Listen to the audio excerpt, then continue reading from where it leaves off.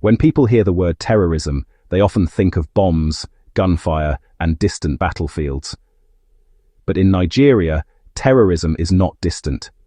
From Maiduguri to Sokoto, it has quietly reshaped daily life. How people travel, trade, worship, farm, and even sleep at night. This is not just a story about Boko Haram or ISWAP.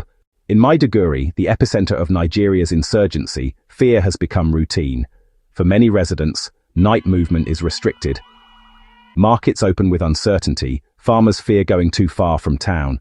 Parents worry every morning if their children will return from school. Even when guns are silent, the tension remains.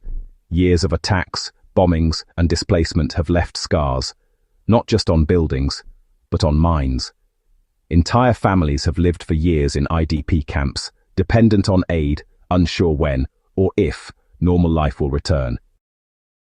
Beyond the headlines, terrorism hits hardest at livelihoods. A farmer who cannot access his land loses food and income. A trader who fears the highway cannot move goods. A commercial driver who avoids night travel earns less, but risks less. From Borno to Yobe, and across parts of the north, economic life slows under insecurity. Food prices rise, jobs disappear, poverty deepens. Terrorism doesn't just kill people, it suffocates opportunity. As insecurity spreads, the impact reaches cities far from the front lines. In Kano, Nigeria's historic commercial hub, businesses worry about spillover violence, security checkpoints increase, night activities decline, suspicion replaces trust. People begin to ask, is this area still safe? Should we relocate? Can we continue like this? Terrorism travels not only with weapons, it travels with fear. Perhaps the greatest cost is paid by children.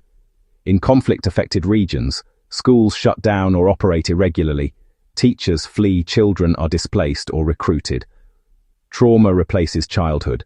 A generation grows up knowing sirens before lullabies, checkpoints before playgrounds. The long-term consequence is devastating: lost education, lost hope, and lost futures.